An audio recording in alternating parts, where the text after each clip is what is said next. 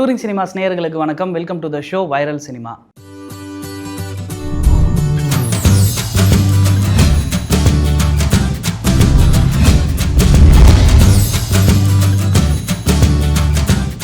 துருவ நட்சத்திரம் இந்த படம் எப்படா வெளியாகும் அப்படின்னு ரசிகர் மத்தியில் ஒரு பெரிய எதிர்பார்ப்பு இருந்தது.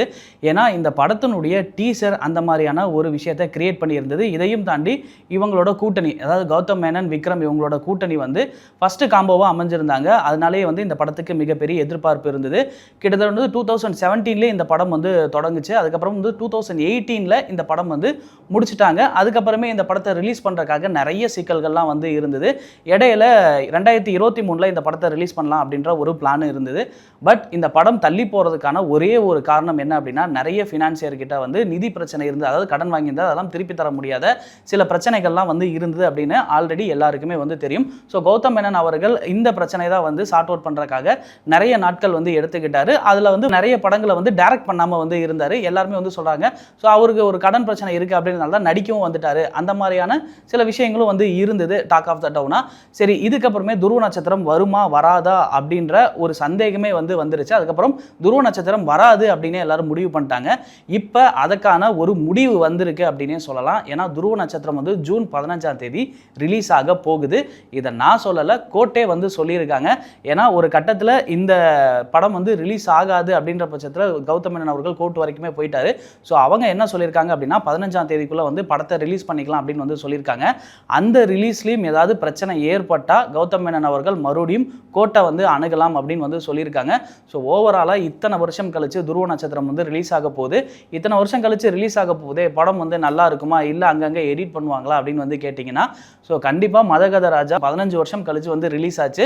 ரசிகர்கள் கொண்டாடி தீத்தாங்க. ஸோ அந்த மாதிரி படம் கண்டிப்பாக நல்லா இருக்கும் அப்படின்னு நம்புவோம். துருவ நட்சத்திரம் எதிர்பார்த்துட்டு இருக்க எல்லாருக்குமே, கௌதம் மேனன் விக்ரம் கூட்டணி எப்படி இருக்க போகுதுன்னு எதிர்பார்த்துட்டு இருக்க எல்லாத்துக்குமே இந்த படம் சூப்பர் டூப்பராக அமையும் நம்புவோம். ஸோ நீங்கள் எந்த அளவுக்கு துருவ நட்சத்திரத்துக்காக வெயிட் பண்ணுறீங்க அப்படின்றத கீழே மறக்காம கமெண்ட் பாக்ஸில் என்னோட ஷேர் பண்ணுங்கள். ஸோ வெங்கட் பிரபு சிவகார்த்திகேயனுக்கு ஒரு படம் பண்ணுறதா இருந்தது. அந்த படம் இப்போ பண்ண போகிறது இல்லை அப்படின்னு எல்லாருக்குமே தெரிஞ்சிருச்சு. சத்யஜோதி தான் அந்த படத்தை ப்ரொடியூஸ் பண்ண இருந்தாங்க.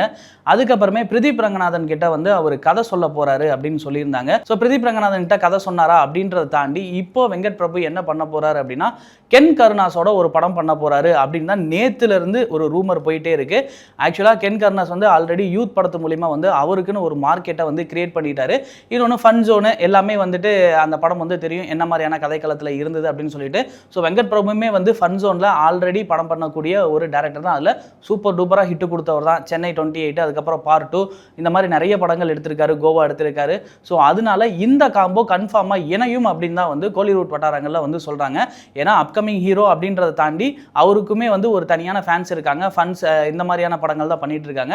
ஸோ ஆல்ரெடி வெங்கட் பிரபு அந்த மாதிரியான ஒரு ஜோனில் இருக்கிறது தான். ஸோ இவங்க ரெண்டு பேரும் கண்டிப்பாக இணைவாங்க அப்படின்னு சொல்கிறாங்க. ஸோ இந்த காம்போ இணைஞ்சா எப்படி இருக்கும் அப்படின்றத சொல்லுங்கள். ஸோ நடிகையாக இருக்கிறது சாதாரண விஷயம் இல்லைன்னு நினைக்கிறேன்.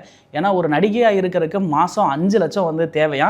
இது அதிகமாக கம்மியாக அப்படின்றலாம் தெரியல. இது யார் சொன்னாங்க அப்படின்னா நிதி அகர்வால் அவங்க தான் சொல்லியிருக்காங்க. அவங்க ஒரு விழாவுக்கு போயிருக்காங்க. அந்த விழாவில் பேசும்போது நடிகையாக இருக்கிறதுலாம் அவ்வளோ ஈஸி கிடையாது. ஏன்னா எடுத்தோன்னே எல்லாருமே என்ன சொல்லிடுவாங்க அப்படின்னா, உனக்கு என்னப்பா ஹீரோயின் தானே, நீ நல்லா சம்பாதிப்பல அப்படின்ற மாதிரி தானே சொல்லுவாங்க. ஆனால் நடிகையாக இருக்கிறது ரொம்ப கஷ்டம்னு சொல்லியிருக்காங்க. அதுக்கு மாதம், அதாவது நடிகையாக இருக்கிறதுக்கே மாதம் 5 லட்சம் செலவாகுமா. ஏன்னா ஜிம்மு, அதுக்கப்புறம் அவங்களோட ஹெல்த் கான்சியஸு, மேக்கப்பு, இந்த மாதிரியான விழாக்களுக்கெல்லாம் போகும்போது எடுக்கக்கூடிய ட்ரெஸ்ஸு, இது எல்லாமே கணக்கில் வச்சு பார்த்தா மாதம் 5 லட்ச ரூபா தேவைப்படுது ஒரு நடிகையாக இருக்கிறதுக்கு அப்படின்னு சொல்கிறாங்க. ஸோ இதை கேட்ட ரசிகர்களுக்கு ரொம்பவே ஷாக்கு அப்படின்னு சொல்லலாம். கர மூவி ஸோ எதிர்பார்த்த மாதிரியே ரிலீஸ் ஆகிருந்தது. ஸோ ரிலீஸ்லாம் ஆகிடுச்சு. படம் ரசிகர்கள் எதிர்பார்த்த மாதிரி இருக்கா அப்படின்னு கேட்டால் ஒரு சில ரசிகர்களுக்கு பிடிச்சிருக்கு, ஒரு சில ரசிகர்களுக்கு படம் எதிர்பார்த்த மாதிரி இல்லை அப்படின்றத சொல்கிறாங்க. ஏன்னா படம் 90 காலகட்டங்களில் எடுத்த மாதிரி இருந்தாலுமே ஸோ அதில் இடையில சின்ன சின்ன லேக்லாம் இருக்குது. எதிர்பார்த்த ட்விஸ்ட்டு எல்லாமே அப்படியே இருக்கனால படம் அங்கங்கே கொஞ்சம் போர் அடிக்குது அப்படின்னு சொல்கிறாங்க. ஸோ கரையும் கொஞ்சம் ஒரு மிக்ஸ்டான கலவையாக இருக்குது. போக போக கரைப்படம் எந்த அளவுக்கு பிடிக்குது ஆடியன்ஸுக்கு அப்படின்றது தெரிஞ்சுக்கலாம். ஸோ இதை தாண்டி கரைக்கு கிட்டத்தட்ட அதிக பொருள் செலவில் படம் எடுத்திருக்காங்க. ஸோ கிட்டத்தட்ட ஒரு 100 கோடி பக்கம் படத்தோட பட்ஜெட் அப்படின்னே சொல்கிறாங்க. இதை கரைப்படம் எடுக்குமா அப்படின்றதையும் நம்ம பொறுத்திருந்து பார்க்கலாம். ஸோ நீங்கள் கரைப்படம் பார்த்துருந்தீங்கன்னா உங்களுக்கு எந்த அளவுக்கு பிடிச்சிருக்கு அப்படின்றதையும் கமெண்ட் பாக்ஸில் மென்ஷன் பண்ணுங்கள். ரசிகர்கள் கேட்டுட்டு இருக்கிறது வட சென்னை 2 எப்போ அப்படின்னு சொல்லிட்டு. இதை தாண்டி அரசன் படம் ஆரம்பிச்சதுக்கு அப்புறமே அதோட டைட்டில் டீசர் ரிலீஸ் பண்ணதுக்கு அப்புறமே நம்ம சோஷியல் மீடியாவில் ஆடியன்ஸும் ஒரு சில கதைகள்லாம் வந்து எழுத ஆரம்பிச்சிட்டாங்க அப்படின்னே வந்து சொல்லலாம். ஏன்னா அரசன் படத்தை வச்சு நிறைய லிங்க் ஸ்டோரிகள்லாம் வந்து எழுத ஆரம்பிச்சிட்டாங்க. அரசன் வந்து பார்த்தீங்க அப்படின்னா வடசென்னை நடக்கிற காலகட்டத்தில் தான் வந்து நடக்குது. அந்த ஃபங்கை வச்சு ரிலேட் பண்ணிக்கிறது, அதுக்கப்புறமே கேப்டன் பிரபாகரன் படத்துக்கு போயிட்டு வந்தது, இந்த மாதிரியான சில விஷயங்களை வச்சு அரசனும் வந்து வடசென்னையும் ரெண்டுமே பேரலான அந்த டைமில் நடக்குது அப்படின்ற மாதிரி தான் சொல்லிட்டு இருக்காங்க. இதை தாண்டி ரசிகர் மத்தியில் பெரிய எதிர்பார்ப்பு என்ன இருக்குது அப்படின்னா, அரசன் படத்தில் ராஜன் வருவாரா, அன்பு வருவாரா, இந்த மாதிரியான கேமியோக்கள்லாம் உள்ள வருமா அப்படின்னு தான் எதிர்பார்த்துட்டு இருக்காங்க.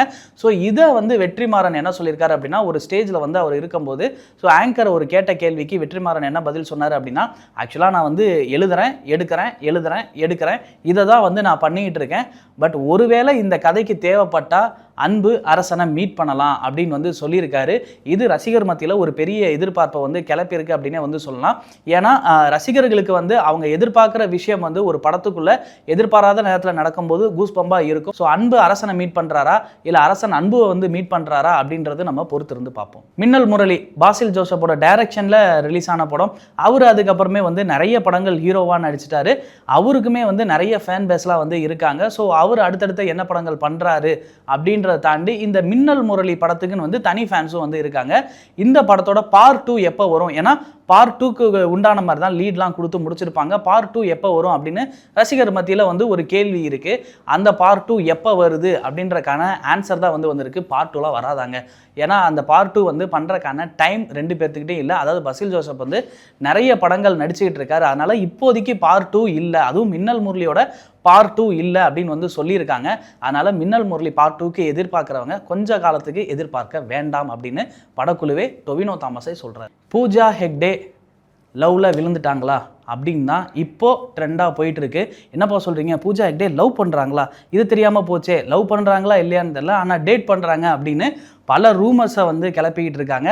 அவங்க லவ் பண்ணுறாங்களா இல்லை டேட் பண்ணுறாங்களா இல்லை அவரை மேரேஜ் பண்ணிக்க போகிறாங்களா அப்படின்னு சொல்லிட்டு பல விவாதங்களை எழுப்பியிருக்கு. இதுக்கெல்லாம் யார் காரணம் அப்படின்னா வந்துட்டு ஹிந்தி நடிகர் தான் காரணம். ஸோ இவர் வந்து யார் அப்படின்னா ஹிந்தியில் பல வெப் சீரிஸ்கள்லாம் வந்து நடிச்சிட்டு இருக்காரு. இப்போ ரீசெண்டாக பூஜா ஹெக்டே யாரை மீட் பண்ணுறாங்க அப்படின்னா இவரை தான் மீட் பண்ணுறாங்க அப்படின்னு சொல்லிட்டு இன்டர்நெட்டில் நிறைய ஃபோட்டோக்கள் வந்து ஷேர் பண்ணிட்டு இருக்காங்க. இவங்க ரெண்டு பேருமே டேட் பண்ணிட்டு இருக்காங்க அப்படின்னு தான் இப்போ இன்டர்நெட்டில் சுற்றிட்டு வருது. ஸோ ஓவராலாக பொறுத்திருந்து பார்ப்போம் இவங்களோட ரிலேஷன்ஷிப் எந்த அளவுக்கு போகுதுன்னு. ஸோ அஜித் அடுத்ததாக என்ன பண்ண போகிறாரு அப்படின்னா வந்துட்டு அடுத்ததாக வந்து படங்கள் வந்து பண்ணுறாரு. ஆனால் அது கொஞ்சம் தள்ளி இருக்குது. இதுக்கு முன்னாடி வந்து பெல்ஜியத்தில் வந்துட்டு ஒரு ரேசிங்கில் கலந்துக்கிட்டாரு. ரெண்டாவதாமே வந்து வந்தார். இதுக்கப்புறமே வந்துட்டு ஃப்ரான்ஸில் நடக்க போகிற ரேசிங்கில் கலந்துக்க போகிறாரு. அதில் அவரோட அணி 2 கார்ஸ் வந்து பங்கேற்குது. அதுதான் வந்து அடுத்து அவர் பண்ண போகிற ஒரு விஷயம். ஸோ அதை ஆய்வு பண்ணுற வீடியோ எல்லாமே வந்து ரிலீஸ் ஆகிருக்கு. அது ரசிகர் மத்தியிலையும் வந்து மிகப்பெரிய ஒரு எக்ஸ்பெக்டேஷனை கிரியேட் பண்ணியிருக்கு. ஏன்னா கலந்துக்கிற ரேஸில் எல்லாருமே வந்து அஜித் அவர்களும் அவங்க டீமும் வந்து எந்த அளவுக்கு இம்பார்ட்டன்ஸ் கொடுத்து அந்த ரேஸில் ஜெயிக்கிறதுக்கு என்னெல்லாம் பண்ண முடியுமோ அந்த அளவுக்கு வந்து மெனக்கடல் பண்ணுறாங்க. ஸோ கண்டிப்பாக அவர் வந்து இந்த ரேஸ்லையும் வந்து ஜெயிக்கணும் அப்படின்னு நம்மளோட ஒரு விஷயத்தையுமே வந்து அவருக்கு தெரிவிச்சுக்கலாம். திருஷ்யம் இந்த படம் வந்து 1, 2 ரெண்டுமே வந்து சூப்பர் டூப்பர் ஹிட்டு.